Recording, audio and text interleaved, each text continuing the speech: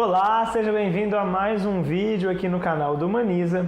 Eu sou o professor Rodrigo Badaró e no vídeo de hoje a gente vai conversar um pouquinho sobre dólar, inflação, o arroz lá nas alturas. Vamos conversar um pouquinho sobre esse conjunto de assuntos aí que é bem complicadinho. Antes vou pedir já para você se inscrever, deixar o seu like aqui no canal para me ajudar a crescer e alcançar mais gente aqui no YouTube, beleza? Então vamos lá.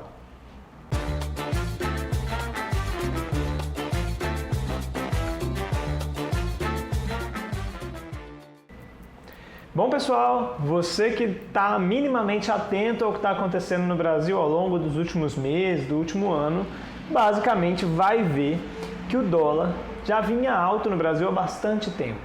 Esse é um problema que vem desde 2019, início de 2020, isso já era um problema grande, tanto que o ministro da Economia, da Fazenda, Paulo Guedes, chegou a dizer que o dólar tinha que ficar alto mesmo, porque antigamente faxineira ia muito para a Disney, então que precisava acabar com essa farra das faxineiras na Disney, algo nesse sentido. E aí uma coisa que já estava problemática, o governo já estava sendo questionado em relação a isso, ela estourou a partir do momento em que a gente teve mesmo a pandemia, esse contexto inteiro que no Brasil tem sido pior proporcionalmente do que na maior parte do mundo, mas um problema que é de escala global, uma crise econômica, com uma origem sanitária. Com essa crise, os investimentos estrangeiros vão reduzindo, essas pessoas preferem investir em outros lugares que são considerados mais seguros, diminui a quantidade de dólar dentro do Brasil e isso vai levando ao que a gente vê, que é o que a gente chama de alta do dólar. Na verdade, isso significa que a nossa moeda está desvalorizando. A gente precisa de cada vez mais reais para conseguir comprar $1. O processo inverso é a valorização do real. Se o real se valorizar, provavelmente a cotação do dólar vai estar mais baixa do que ela está hoje. Em setembro, nós estamos começando o mês com o dólar próximo a R$5. Então esse é um dos valores mais altos que a moeda americana já teve no Brasil. E não são poucas as implicações, as consequências dessa desvalorização tão grande assim do real. Aí você pode me perguntar, mas qual que é o valor ideal do real em relação ao dólar? Qual que deveria ser a cotação da moeda americana? Bom, a começar pelo fato de que no modelo que a gente tem hoje no Brasil, que a gente chama de câmbio flutuante, não é possível a gente definir previamente qual que vai ser esse valor do dólar em relação ao real. Mas mesmo que a gente quisesse definir, pudesse definir inteiramente qual que seria esse valor, ele não é tão simples. A gente tem vantagens e desvantagens em ter uma moeda mais valorizada ou mais desvalorizada. E muitas vezes os governos operam no mercado com o intuito de forçar um pouquinho a moeda para cima, para baixo, tirando o dólar do mercado, inserindo o dólar do mercado, praticando algumas ações que têm esse efeito de controlar um pouco o valor da moeda americana em relação à moeda brasileira. De modo geral, o que a gente pode pensar? Que existem diferentes vantagens e desvantagens nos dois cenários, de uma moeda mais valorizada ou mais desvalorizada. Se a nossa moeda está valorizada, significa, na linguagem que a gente usa, que o dólar está baixo. O real está comprando fácil o dólar, Suponhamos aí o dólar a R$2. O que isso significa para a gente? Bom, vamos pensar primeiro nas vantagens. Qual que é a vantagem do dólar estar baixo? Uma delas, fica mais fácil de adquirir produtos no estrangeiro. Várias indústrias dependem de máquinas, equipamentos que são importados, então facilita o desenvolvimento dessas indústrias. Facilita também não só máquinas e equipamentos, mas produtos de todo tipo, tecnológicos. O que você quiser adquirir do estrangeiro fica mais barato. Viajar para fora, o ministro falou sobre as empregadas domésticas, isso não é uma verdade nesse caso, mas viajar para fora fica mais fácil quando a sua moeda está valorizada, ou seja, quando o dólar está baixo. Bom, e quais podem ser as desvantagens nesse cenário? Uma delas é que essas importações podem ser tantas que quebrem as suas indústrias nacionais. E exportar perde um pouco a vantagem, porque a troca entre as moedas não é tão vantajosa. Os investimentos podem diminuir, porque as pessoas com dólar têm menos poder de compra dentro do Brasil, ao passo que as pessoas estão comprando muito de fora, então está saindo muito recurso do Brasil e entra muito pouco recurso. A gente começa a ter um déficit na nossa balança. Dá para pensar até no turismo, que também fica um pouco prejudicado, porque para quem está fora, vir para cá fica mais difícil. Bom, são alguns elementos, e aí a gente tem que pensar o inverso, que é o nosso cenário agora, o dólar alto. ele inverte tudo isso que a gente acabou de falar, não é? Bom, então agora vamos pensar no nosso cenário, é só inverter tudo. Nosso cenário atual da nossa moeda muito desvalorizada, né? O dólar muito alto. Quais são as desvantagens desse sistema? A primeira é meio óbvia, todo mundo começa a perceber, fica mais difícil de viajar para fora. Se sair do Brasil fica horrivelmente, terrivelmente caro. Outra é que importar também fica muito caro. Basta ver o preço de produto eletroeletrônico nesse período agora, terrível, né? Em parte por conta dessa alta do dólar aí que encarece tudo que vem de fora. E aí a gente chega, olha lá, num elemento que é central. O dólar nessa altura, né, o dólar valendo mais de R$5, ele tem um grande setor, uma grande vantagem para um grande setor, que é o setor que vive da exportação.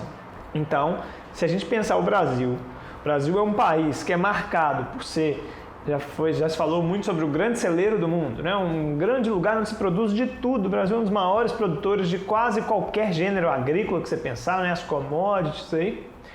E aí, o que acontece? O dólar nesse valor é uma vantagem gigante para esse público.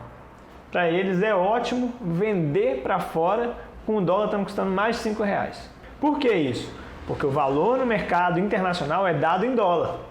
Então, para quem está no Brasil, se você vende em dólar, na hora que você faz a conversão para a sua moeda local, sua capacidade de compra dentro do Brasil cresce muito. E aí eu quero que você raciocine e perceba o seguinte: uma das vantagens do dólar alto é para exportar. E uma das desvantagens desse dólar alto é a inflação. Por quê? Porque boa parte dos produtos que a gente compra do exterior vem muito caro. Então eu quero que vocês percebam dois fatores que se juntam aqui. Um, em tese, é uma vantagem desse dólar alto, que é o setor de exportação.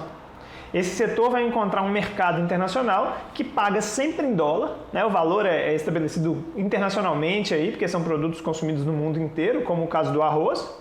Então, para esses produtores é super vantajoso vender para fora, é o que eles já fazem de costume mesmo. E ainda mais agora nesse período em que o dólar está tão alto e que isso gera para eles muitos milhares e milhões de reais.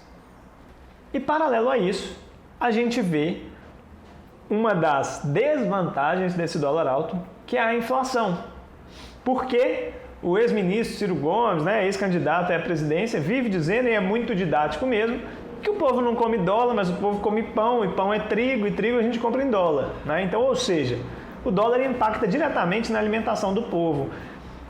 Impacta também no transporte, porque é combustível, petróleo. Então, reparem esses dois fatores conjugados, como que eles são problemáticos. De um lado, fica mais atrativo para os setores produtores venderem para fora, e de outro, encarece de forma geral os produtos aqui dentro. Qual que é o risco dessa combinação aí? Inflação.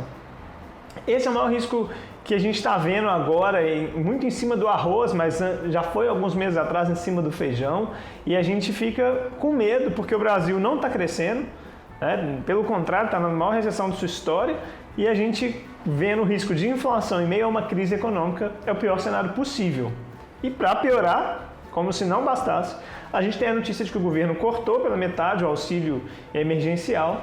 Então, pessoas que estavam sendo aí salvas, incluídas, né, minimamente num grupo aí de dignidade, capaz de ter a sua segurança alimentar, agora nem isso vai ter assegurado, né? Quer dizer, o preço do arroz sobe 2, 3, 4 vezes e a renda de boa parte da população brasileira agora cai pela metade. A liberdade da propriedade, as pessoas produzem e vendem para quem bem entender. Quem me acompanha aqui no canal sabe que eu não acho que esse é um princípio que deva ser levado tão à risca dessa maneira, inclusive porque eu acho que existe aí a liberdade de uma parte expressiva da sociedade brasileira que está em jogo, e a gente está falando de uma liberdade ainda mais básica, que é a sua segurança alimentar, é a sua sobrevivência, a sua vida digna. Há uma série de coisas que governos podem fazer e fazem no mundo inteiro, já fizeram no Brasil. A mais básica delas é ter estoques de alimentos, sobretudo alimentos básicos, como é o caso do arroz, justamente para inserir esses produtos no mercado em momentos de crise ou de aumento de preço assim, de um produto. Há também várias políticas diferentes, tributações, estímulos à agricultura familiar, enfim, há uma série de coisas que governos sérios e preocupados com a segurança alimentar do seu povo poderia fazer. mas a gente sabe que essa não é a cartilha do nosso governo e não costuma ser mesmo a cartilha de governos que levam à frente a ideologia liberal. Então, não há muito o que esperar de diferente no caso desse governo que está à frente do Brasil nesse momento. Bom, é isso, pessoal. Eu espero que tenha te ajudado a entender um pouquinho esse contexto. São vários elementos, vários fatores, eu não explorei todos, dei apenas uma pincelada no tema.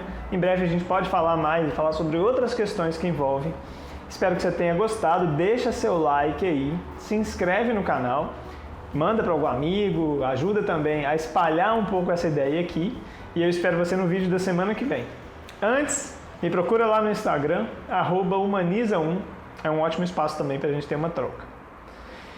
Então é isso, um abraço para você e bons estudos!